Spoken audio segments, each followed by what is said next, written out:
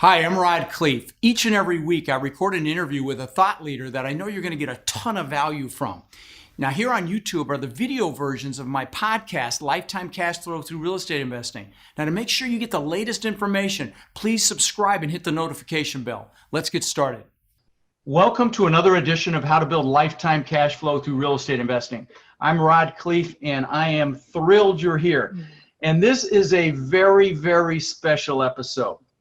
So Tiffany and I were talking one morning, and while we have coffee out on the back deck, and we were talking about all the interviews that I do on this show, and she came up with this brilliant idea to have a contest because I interview super successful people on the show, people that have thousands of doors, even tens of thousands of doors, and millionaires, even a billionaire. And she said, why don't you take somebody that has not bought a property yet for whatever reason, maybe they've got blockages, whatever, maybe they've got some limiting beliefs or fears, or, they know they want to do this and haven't actually pulled the trigger yet, and personally coach them to success, and then interview them on the show, help kick them, across the finish line, and then interview them again, and show the success story, document the process. And I just thought, what, that is such a brilliant idea. I literally went live within the hour of having that conversation and threw it out there and did a contest. And so I had, probably 50 people. I had people submit a video as to why they felt they should be that person. And I had some videos made me cry. I had some just, it was really one of the hardest decisions I've ever made, selecting the person that I've selected, who I'm interviewing today, because, I got such incredible videos and heartfelt videos, and I gave everyone that sent in a video a really nice gift, one of my courses, and because I was so grateful that they took the time to do it, but just a lot of beautiful stories. But I settled on a wonderful human being, Michelle Oppelt. And Michelle's a mother of 4 kids. And what cemented it for me when I was in like the final series of interviews. So I actually called several people that were like my top choices. And what cemented it for me was when she told me that she runs a daycare out of her home and babysits kids, because that's exactly what my mom did. And my mom used her babysitting money to buy the house across the street from where we live. When I was 14, she paid $30,000 for it. When I was 17, she told me it had gone up $20,000 in her sleep. And I'm like, and that's why I got into real estate. She's the reason I got into real estate. She used her babysitting money to do that. So that was it. And so that's when I literally told Michelle, the moment she told me that I had selected her. And it was kind of cool because I had my mom at my Denver event. It was the first time she saw me speak in front of 600 people. This was just a month ago. And I'm behind the curtains crying like a freaking 5-year-old because, it was emotional for me to know her and my brothers were out there. And she's the reason I got in the business. So it was very, very cool. But anyway, I'll stop blabbering. Michelle, welcome to the show. Thank you so much. I'm so happy to be here. Yeah. So tell, let's start by talking a little bit about who you are and what you've done. I mean, I know you started a business, which is really kind of cool, in a previous life, where you help schools set up science programs. Yes? Yes. Enrichment programs, after school and summer programs. Yes. Very cool. Very cool. And I think your partner kind of runs that now. And yes. And you got excited about real estate. Yes? Yes, that was always kind of my end, what I wanted to eventually get into. But I think, like a lot of people, I thought it was really difficult to break into this industry. Mm-hmm. So I kind of waited maybe a little too long, but maybe not, because I'm here with you now. So right. So let me back up for a minute. So you started that business. Now you have a daycare out of your home. You babysit kids, so you've got money and can make things happen. And you've got your own 4 kids. I mean, you told me the age range from one. You've got a 1-year-old, and then you've also got a 14-year-old, a teenager. Yeah. So your plate is very, very full. So when I show you become a success in this business, I don't care who you are listening. There are no freaking excuses. Okay, absolutely. If Michelle can do this with 4 kids, by God, and babysitting business, Don't tell me your excuses.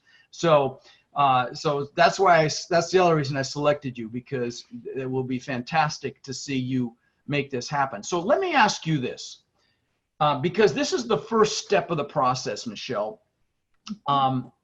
What are your goals?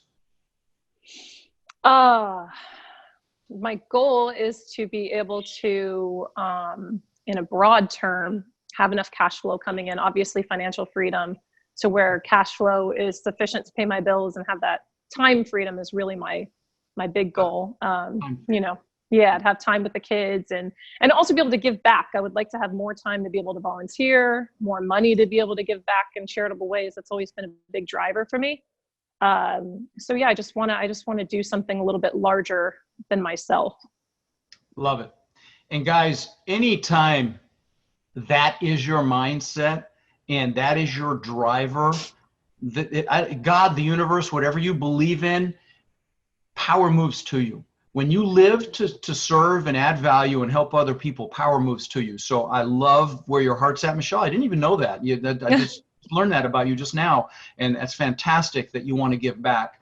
And I think your goals are very common. You know, people want freedom. They want freedom to spend time with their family and to go and do whatever they want, and you know, and do it whenever they want, and all of that. And so one of the first things I'm gonna have you do, though, is get clarity. Because and guys, I'm going to walk you through some of the steps I'm going to take with Michelle, and drill down on some things.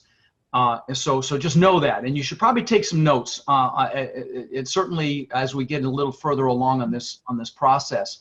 But one of the first things I'm going to have you do, which is something I do at my live events, and it's in my book, and that is really sit down and write down everything you could ever possibly want in life. Okay, so I'm going to briefly take you through my goal setting process.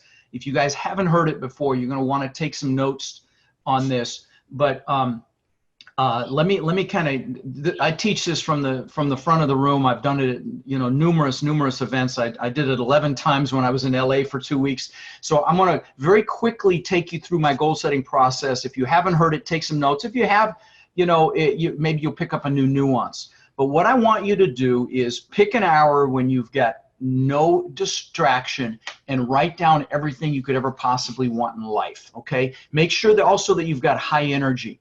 And this is, you know, you're going to start with the stuff, because the stuff motivates you, the cars, the houses, the boats, the jet skis, the planes, all that stuff. Write it down, whatever it is.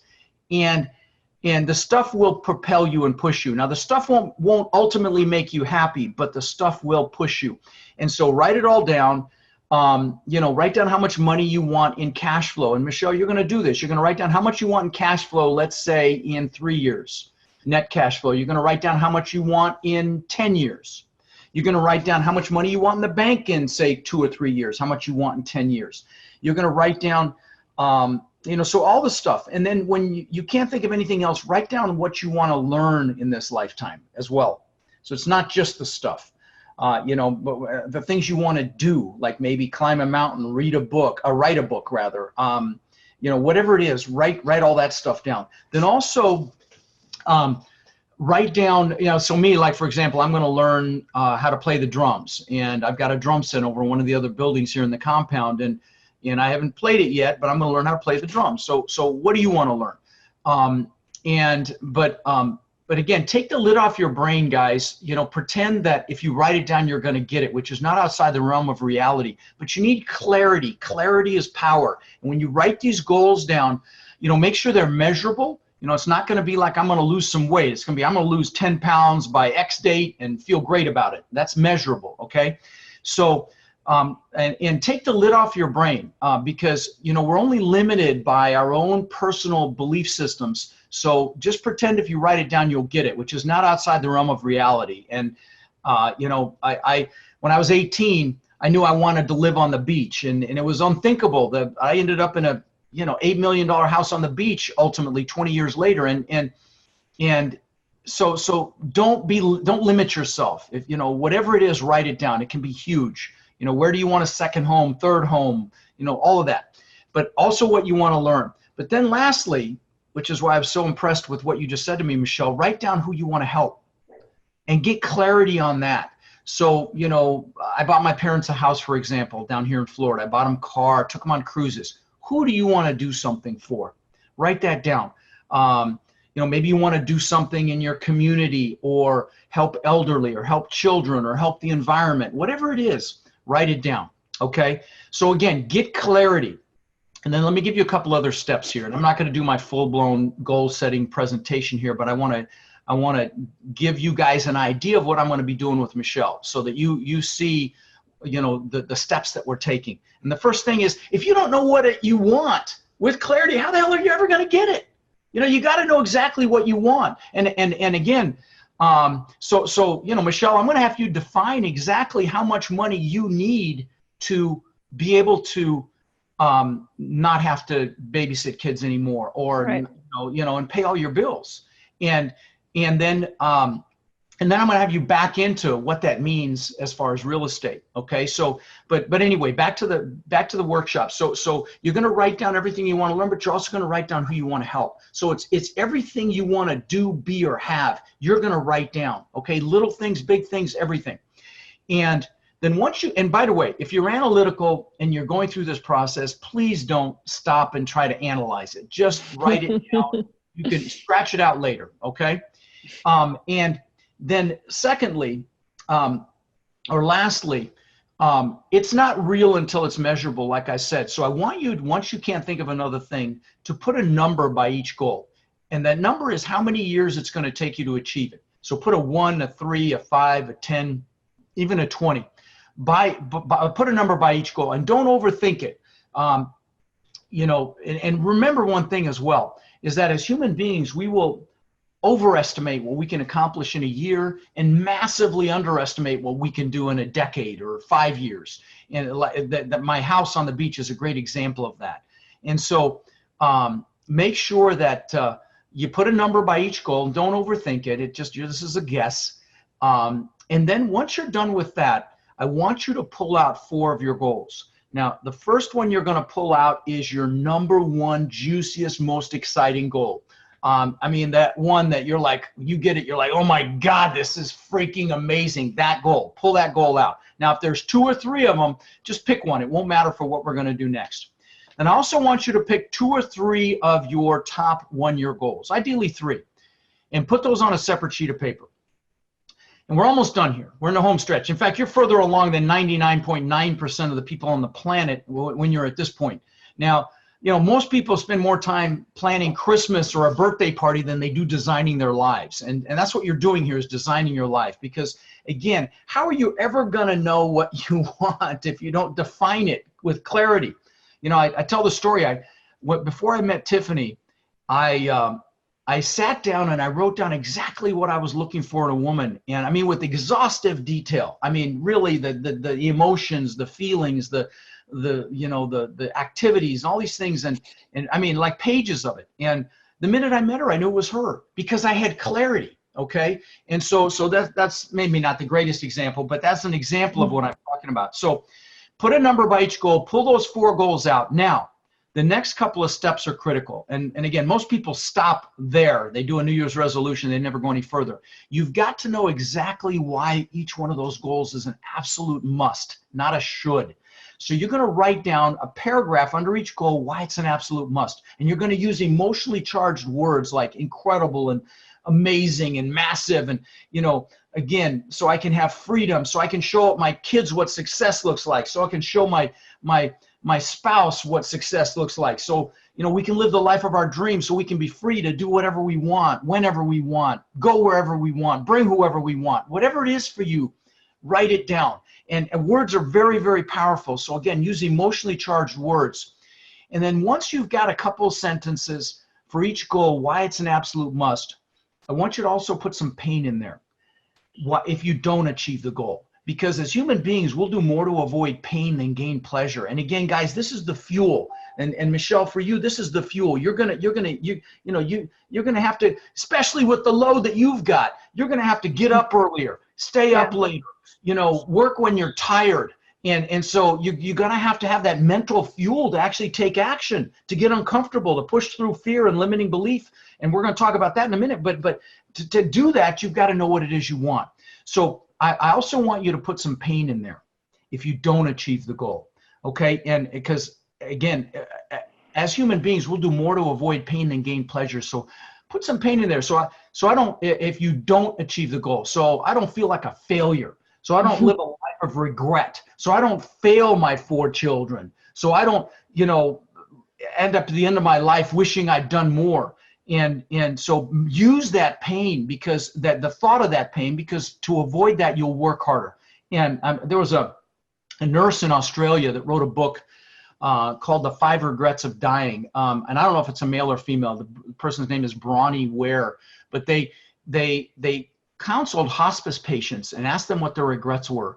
And the number one regret, I'm sure you probably already know what I'm going to say, is not living up to my expectation, not living up to what I thought I could do, and being unfulfilled. And guys, we don't want regrets, okay? So use that to propel yourself and push you to go push through limiting beliefs, or even worse, to get uncomfortable.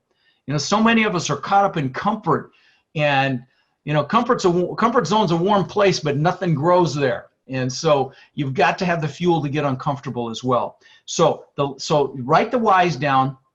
And then the last thing I want to tell you is you must get pictures of your goals. So Michelle, I'm going to have you go on Google. I'm going to have you find pictures that resonate with you, associated with your goals, if you don't already, and put them. You have a vision board? Fantastic. Oh, yeah. Fantastic. And that's what you need, guys. I've got 4 of them sitting behind me, next to my recliner, and they're so important. I've got individual vision boards for each thing that I want. And I will tell you, and I share this story quite a bit, so maybe you've heard it already, but when I was 18 and I got my broker's license in Florida, thinking I was going to get rich selling real estate, I bought this 4-door car. And so let me give you some examples of why pictures are so important. I had a broker that I work with that let me drive his Corvette. And that piece is also really important, that experiential piece. You want to experience whatever it is that you want as much as you can. So if there's a car that you want, go test drive it. If there's a type of house that you want, go to an open house and a house like it.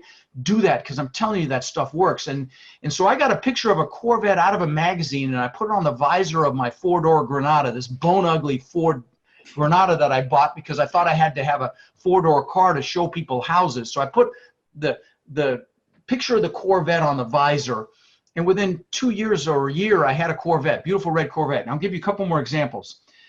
These are my examples, but before I give you my examples, let me give you some public examples. Jim Carrey wrote himself a check for $10 million, I think it was. It might have been 15, but whatever it was, and kept it in his wallet.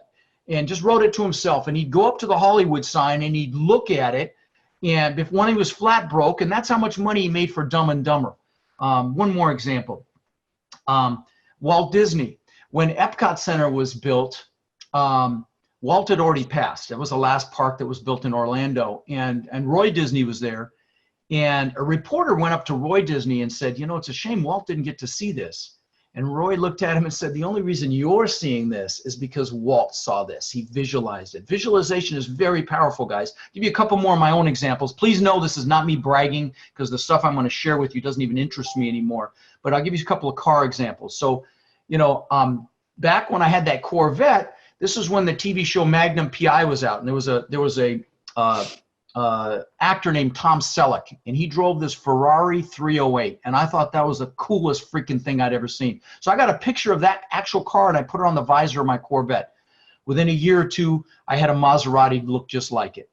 Last car example. I'm the guy that always wanted a Lamborghini. If I'd been thinking, I would have grabbed them. I have the model of it, the one that I got out in one of my other buildings. But anyway, what's crazy is I had posters on, all the way through school, the Lamborghini Countach and the Bikini Girls and all that stuff. I had all of that. But what's crazy is my son collected models of cars. He had about 30 of them, and he had a model of the exact same color and style that I ended up getting. So guys, pictures work, okay? So make sure that you get pictures of your goals, get vision boards, put them where you're going to see them. If you were able to see my office now, you'd see pictures on the walls of the things that I want now. I've got vision boards. So again, you got to know what it is you want and why you want it. So Michelle, we are going to work on that first. I wanted to share that with the listeners first. But now the other thing you want to do, and let me ask you publicly, you know, are there any limiting beliefs there? And you guys, you're going to want to explore this and deal with them. So any fears or any thoughts, if you're willing to share? Yeah, I've actually. There's only tens of thousands of people listening, so. No, it's fine. I'm open about it. This year, turning 35, something about turning 35, because I started working when I was 15, and I also met my first husband when I was 15. So that means it's been 20 years of work and relationships. And I realized this year I find myself in cycles, and I think it's really important to recognize that so you could try to figure out why. And so I knew, because I'm confident in my abilities. I know that I'm able and I'm driven. I know that. But for whatever reason, I would kind of get to a certain point and then maybe self-sabotage or maybe pull back. Why do you think that is? Well, I had to reflect a lot on that this year. And I think what I figured out is that even though I know I'm capable, I don't feel worthy of it. So my cycle has been, I'll get to a certain point and I give it all away. I find somebody else and I want to help them, which I think is great because I think everybody else is worthy, but I hadn't really figured out that I was also worthy. So I would get to a certain point, give it all away, get to a certain point, build somebody else up. And I would always, if I saw myself kind of escalating, take the focus off of myself and put it on somebody else. So now I need to figure out how to do both because I love helping people and serving is obviously important. But I need to value that for myself also, that I am also worthy of things I feel other people are worthy of. So Absolutely. That's been my biggest struggle. Yeah. You know, it really resonates with me because, you know, I tell the story of my live events where, you know, getting, you know, the stupid stuff that happens to everybody, picked on the playground, you know, humiliated by a girl, love interest, you know, and just, you know, all those embarrassing things that happen in childhood. And for me, it caused me to create this question, which was, how can I show them I'm good enough? Now, which presupposed what? You know, that I wasn't. I mean, that question was a double-edged sword because it caused me to work my ass off, but it also cost me my first family. And so, you know, I totally resonate with that. You know, it's funny. I just posted a meme on the Warrior on our Facebook group and in my coaching group that said the love of your life should be looking back at you in the mirror. Yeah. Right. So that's what so we're going to work on that. You know, recognizing that you're a gift from God, recognizing that you deserve everything that you set your mind to, recognizing that you're a beautiful soul. And so we're going to work on stuff like that together. And those of you listening, you know, if any of those limiting beliefs pop up, you got to deal with them. Okay. So maybe you've got a fear of rejection or fear of being rejected. You know, and that was mine. I mean, I used to be an incredible introvert. I would never raise my hand in class in school. I hated being late for class because everybody would look at me. And finally, I pushed myself. And that's the operative thing here, guys. If you've got one of these limiting beliefs that came at you from childhood and has no basis in fact, by the way, none of them do. I mean, there's a reason that belief systems, the acronym is BS, is because 99% of the time that's what they are. And so you've got to look at these things through your adult rational mind, and you've got to pull them out into the daylight, and that's how you burn them up. If you just subconsciously let them pass by, they're going to stay there. So force yourself to recognize they're there, and when they pop up, to say, that is bullshit. I know it's bullshit. And so very, very important that you do that. And my own example, let me tell you what I did, you know, because I was afraid of rejection. I finally just thought to myself and came to the realization that anybody that would reject me just either didn't know me, didn't know what my heart really was in my heart, or they had their own BS going on. Okay. And so, you know, I would force myself to go up to people when I felt that rejection fear pop up, and I'd force myself to go up to people and just hold up my hand and say, hey, I'm Rod. I don't think we've met. And and then I would have a list of questions to ask. And so those of you that are introverted, that's my solution to that, is to push yourself consciously. And when that fear pops up, like in your case, Michelle, that you're not worthy, pull it out and look at it and say, that is BS. I know that's BS, but consciously. That's the operative word. And the more times you do that, the more times you push yourself, the more it diminishes. Okay, and ultimately it'll be gone. Okay, so all right, so you're going to do your goals, Michelle, and you're going to get clarity. Okay, very much clarity. Now, the next thing that we're going to do is we're going to work through my 90-day action plan. Okay, now I teach this at my live events. It's also in the back of my book. The new edition, the new revised edition just came out. So if you guys want it, it's not the physical copy won't be available for 30 days. It needed a final edit. I was supposed to go live next week with it, but it's going to be another month. Actually, no, that's not true. Probably a couple weeks. She said she could finish it in a week, so we'll probably launch it in a couple weeks. But in the back of this thing, the revised version, there's a 90-day action plan. So you don't have to guess at any of this stuff, okay? Now the Kindle version is already a bestseller. I was blessed. It's a bestseller in 3 categories, but so you can get that right now. But if you want the hard version, wait a couple weeks, 3 weeks tops, I would say. And in the back of this thing is a 90-day action plan. So we're going to go through this. I'm going to talk about some of the things with you now, Michelle, that you and I are going to work through as we do this. And so it has things like, you've got to create your investment criteria. And what I mean by that is you've got to decide, where you're going to buy, what size and class property you're going to buy, because if you're a generalist, you will fail. You have to be a specialist. So you've got to pick a submarket and a market and a submarket. You've got to, frankly, become an expert in that submarket. You've got to decide, you've got to build relationships there.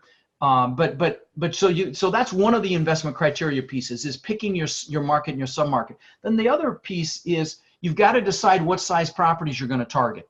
Are you going to go after residential multifamily plexes, or are you going to go after commercial multifamily, 5 units plus? Residential is anything from 2 to 4 units, and commercial is anything 5 units plus. Now there are big advantages to residential. The biggest one being the financing. I mean, you get with a duplex, triplex, or a fourplex, you can get 30-year fixed financing, low interest rates. If you live in it, you can get very low down payments. Even if you don't live in it, the down payments are lower. But the disadvantage is the values are based on comparable sales. So you really can't ramp the value like you can with commercial multifamily. That's why we love commercial multifamily, because you can buy a property and raise the net income. It's the NOI, net operating income, and it's an exponential increase in the value. I'll give you a great example. We just bought a 403 unit property in Shreveport, Louisiana, and the seller paid $20 million 10 years ago, and we just paid 16.5 a month ago. And the reason we paid 16.5 is it was 30% vacant, and I will tell you, it was some of the management here was scratch your head stupid. I mean, some of the stuff this guy was doing was just scratch your head stupid. And so, I mean, we're already well on the way to turning this thing around. But the reason I use it as an example is when we get that occupancy from 70% to 90%, we've just increased the value $7 or $8 million, okay, like overnight. And that's what's so exciting about this commercial multifamily business, is you can ramp the value. But so you've got to decide what class of property you're going to go after, what size. Then the class would be A, B, C, or D. Okay, so we all know what A properties are. They're the brand new stuff with all the amenities. We know what D properties are. They're the hood, and I'm not going to let you buy there, Michelle. I'll just tell you whether you want to. It's not going to happen. Ask me how I know. Yeah. I'm not going to buy. I've had horror stories from D properties that I've bought. People killed in them, behind them, around them, holes cut in the front door to pass the crack through. I had a street in Denver that they blocked off the end of the street with concrete pylons to slow down the drug traffic. You're not buying a D property. What we love is, ABC properties in ABC areas, and properties that we can ramp the value. Like, and raise the rents, either because they're low in the marketplace or that we improve the properties. And then we also want to minimize expenses and, through a number of ways, maybe build back utilities, things of that nature. So we're looking for properties where we can improve the value. So you're gonna establish your investment criteria and decide what and where you're gonna buy. Then you're gonna work on building your team. And so, you guys all know this is a team sport. And so you're going to work on building your team. And that means identifying brokers in that market. That means identifying property management, third-party property managers in that market. You're going to develop relationships with them. Guys, when you get into this business, it's not like single family. It's a team sport, and you have to look at it like that. And so you're going to, develop relationships with a lot of people. And what are relationships? Nothing but friendships. The other thing to remember in this multifamily game, and that's how you should look at it. It should be fun and it should be a game. In this multifamily game, you're going to do it the rest of your life. You're going to do this for decades, Michelle. This is not going to be a once and done thing. This is not a get rich quick thing. This is a become super freaking wealthy over time thing. But you're going to buy assets that pay themselves off. Okay, that's why the podcast is called Lifetime Cash Flow, because that's what we're looking for. And so, you've got to put on your long game hat, okay? And you're gonna develop relationships long term. And I know you've already started that. You've told me, you've started building some relationships with other people in the business, some of my students, and other people that are making things happen. And I will tell you, my coaching students, the ones that are the most successful, are the ones that are the most connected, that reach out to other people. And guys, we are so blessed to live in the market that we live in right now because it's so easy to get reach. I mean, look at my podcast. We just hit 6 million freaking downloads, okay? Literally this week. And we've got, my YouTube video has been watched for 30,000 hours last year. I was blown away when I heard that. So it's so easy to get reach with using social media. And Michelle, you and I are going to figure out what platform you're going to use to build your reach. Okay, be it Facebook, be it Instagram, be it LinkedIn, be it YouTube. I've got students using each one of those. Whatever it is, you're going to pick one and you're going to kick ass in it. Okay, and so we're going to figure out what that is for you and whatever you feel comfortable with, and you're going to make it happen. Because this business is a team sport. You're going to want to raise money for deals, and the way to do that, the easiest is to add value in some fashion. And pick a medium, and you add value over that medium. And I will tell you, the most successful people on the planet are the ones that add the most value, okay? Now, I realize, guys, this is not my typical interview. I'm doing all the talking here. I warned Michelle about this before we started recording. Now when we have the success to talk about, she will be doing all the talking. But right now, it's me coaching her and hopefully you as well in this process that we're going to take her through. So anyway, you're going to build a team, and then you're going to start evaluating deals. You want to get to a point where you can smell if a deal's a good deal. And the only way to do that is to evaluate tons of deals. So you're going to become great at evaluating deals. Okay. And repetition is the mother of skill. So, you're just going to have to kiss a lot of frogs and look at lots of deals to find something. Okay. Any questions so far? I don't think so. Okay, well, that's good. It's good. So that's what you're going to do, guys. But you got to, again, you've also got to have a plan. Fail to plan to fail. So one last question I've got for you, Michelle, is: do you ever feel overwhelmed or have issues finding time to do what you want to do? Yes, I have the normal overwhelmed and anxiousness, but I've kind of trained myself to think it's a good thing, or to recognize it's a good thing, because it means you're pushing yourself. So most people try to back off. I try to push the gas when I realize I'm getting anxious. Like sending you a video. What a fantastic! Now listen, that is fantastic distinction you made, because you've trained your brain to do that. Now you're going to have to train your brain with that limiting belief you popped up about being worthy the same way. Okay. Okay. Exact same thing. I love that you shared that. Now, but let me share something real quick with you guys. If you haven't heard me talk about my weekly planning process, because it's very, very powerful. And And Michelle, you're going to have to be incredibly efficient to make this happen, okay, with all the other commitments that you have. So if you're listening and you've got children, or you've got a spouse, and you've got a core business, and you're doing this multifamily side hustle, listen carefully, because I'm going to give you a process that I share with my coaching students. I'm not going to go into quite as much detail right here just because we're running out of time, but I want to, let me share something I think will add a lot of value to you, Michelle, and to my listeners. So it's a weekly planning process, and it's typically 5 steps the first time you do it. The first step is what you're going to find. You know, I talk about building that $20 million house on the beach, or I'm sorry, it's not 20 million. Sorry, I'm exaggerating. It was an $8 million house on the beach. And what's fascinating is 2 months after I built it, I got depressed. And I talk about that and talk about how that happened. But one of the main reasons was, you know, you should never achieve a goal without having other goals lined up behind it. It was like my major goal I'd worked for my whole life. And it was like, now what? So that was one of the pieces. The other pieces was I was unfulfilled. I was focused on me instead of, you know, helping other people. And I came to that realization, started feeding families. And that year I met Tony Robbins and fed 5 families and changed my life. And now we've fed 65,000 kids over the last 20 years. But the reason I bring that up is it's yeah, why did I bring that up? It's very easy to get overwhelmed and to lose focus on what's most important. And I came to that realization when all that happened. And so one of the things what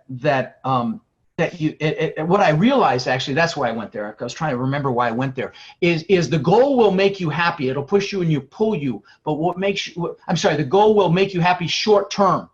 Very short term. It doesn't last. You're only happy for a short time. I mean, I'd worked for this thing for 20 years. After 2 months, I got depressed. It was like the goal no longer mattered. What makes you happy is continual progress and growth. That's why, sorry, I completely forgot why I brought that up, but that's the message, is the only thing that makes you sustained happy is progress and growth. So the first thing you do in this weekly planning process is you celebrate your progress. You just take a second and look at when you're scratching stuff off the list and say, good job, Michelle, I got that done, okay? And pat yourself on the back. But the key here is consciously. You've got to do it consciously. And I know this sounds so simplistic, but I'm telling you it's critical, because even if you have a slow week and you just did a little bit, maybe you read 30 minutes of my book or watched 30 minutes of one of my courses, and that's all you did, you still are making progress. So you've got to celebrate that, so that when you hit those inevitable setbacks, or get your nose bloodied a little bit or whatever, or if things aren't happening as fast as you like, you're still making progress. You're still acknowledging your progress, so you stay happy. So that's step 1. I know it doesn't sound like important, but it's critically important. Celebrate your progress. Step 2 is you must journal. Do you journal? I do, every day. Mm-hmm. Fantastic. Awesome. Every day. Because, guys, that gives you clarity, and clarity is power. Now, I'm going to say that if you don't journal, at the very least, journal some magic moments once a week. If you have kids, especially, for God's sakes, because you forget so much. So I'm really impressed that you do. I'm not actually surprised, but very impressed that you do that. And so, guys, make sure you journal, because, again, clarity is power. Now, the third thing is probably the most important thing. You need to sit down and write down everything that's important to you, okay? And so you're going to start with the people, the most important people in your life, okay? Make a list of those. Shouldn't be more than about 20 people. Then you're going to write down, if you've got a core job or a core business that you own, high-level things that you're responsible for. Shouldn't be more than about 8 to 12 things. So I call this my impact list or my thinking list, okay? So it starts with the people, but it's everything that's most important in my life. And this is how I was able to manage multiple companies and stay focused on what's most important. Okay, so Michelle, this is going to be very important for you. So you're gonna make a list of the core things that you're responsible for in your daycare business, anything you're still doing in the science business, and you're also, and of course with your children and your personal life. So all that stuff, you're gonna make a list. And again, like I had a litigation support company that I built, and I'd have like 12 things: sales, marketing, website development, calendaring, pleadings preparation, these things that I had to think about in that business. So do the same thing for yourself, guys, okay? Make a list of those things. Again, not more than about 12, because this is high level. Then you also want to make a list of the things in this multifamily business that you're going to focus on, like some of the things I just shared with you, Michelle. You know, creating your investment criteria. Oh, I forgot to mention branding yourself. You also need to brand yourself. So you're going to create a website. I'm going to help you do that. Set up a company, so that you are Michelle Equity or whatever it is, Michelle Capital, Michelle Real Estate, or whatever you name yourself. You're going to come up with a name and brand yourself. But back to this planning process. So you are going to make a list of the things in this multifamily business you're going to focus on: setting up a brand, picking a market, building the team, talking to brokers, investors, potential partners, evaluating deals. So again, another 8 to 10 things. Then lastly, you're going to make some declarations. So, if you're listening and you've got some health goals, make a declaration that, I'm going to run 3 times a week, or I'm going to, I'm going to lift a different body part every day, read a good book for 30 minutes, whatever it is. Okay. And I've also got, how can I rock Tiffy's world this week? And I think of ways to delight her. And so add declarations. Now, guys, when this is done, this is a very powerful document. Now, I do it on Word, but I make sure that I can print it on one page. So I just change the date every week. I call it my weekly must list, and I do it on a Word document. You can handwrite it as well, but it's got to be on one piece of paper, Michelle, okay? So when you print it. Now, why that's important is when you look at it, it eliminates overwhelm. You're no longer overwhelmed because your whole life that's important is on one sheet of paper. You've got all the people that are important, all the pieces of your business, and then the pieces that you need to focus on the multifamily business. And what that does is it eliminates overwhelm. It also gives you more clarity. And again, clarity is power. Okay, you can see everything in your life at a glance.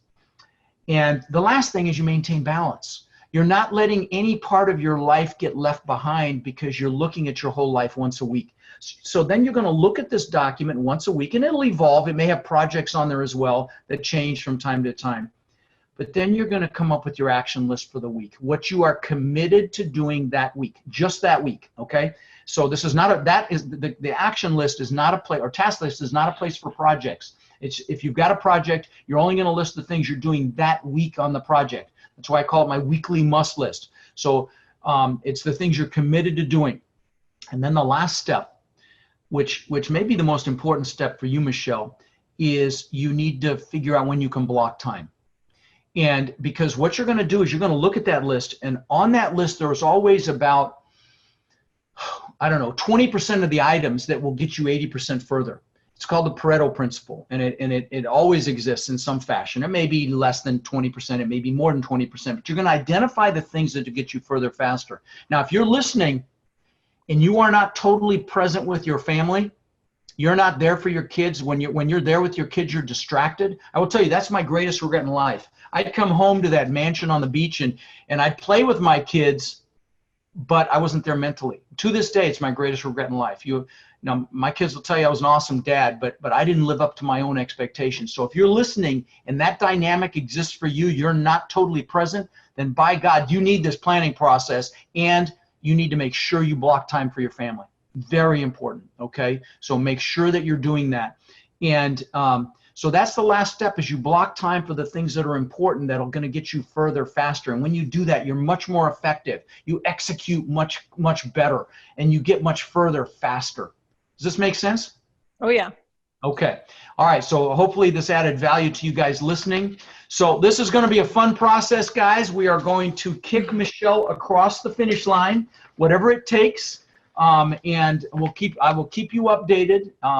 And we will either maybe do an interim interview with her, and or certainly an exit interview when she's achieved some level of success in this. And it's going to be a fun process, isn't it? Yes, I'm excited. All right. Awesome. Thanks for listening, guys. And we'll keep you updated. If you haven't already, I'm going to be in Baltimore in September. Get your butts out there. Me okay. too. It's going to be incredible. We'll be there too. Yes. You can meet me. So make sure that you're there September 27th through the 29th. It's rodinbaltimore.com. And we'll talk to you later, Michelle. Thank you. Talk to you later. Okay. All right. See you. Hey, thanks for watching. Please subscribe to my channel. And if you listen to podcasts, join me on iTunes, Stitcher, or wherever you listen to those podcasts. Just search for Lifetime Cash Flow through Real Estate Investing.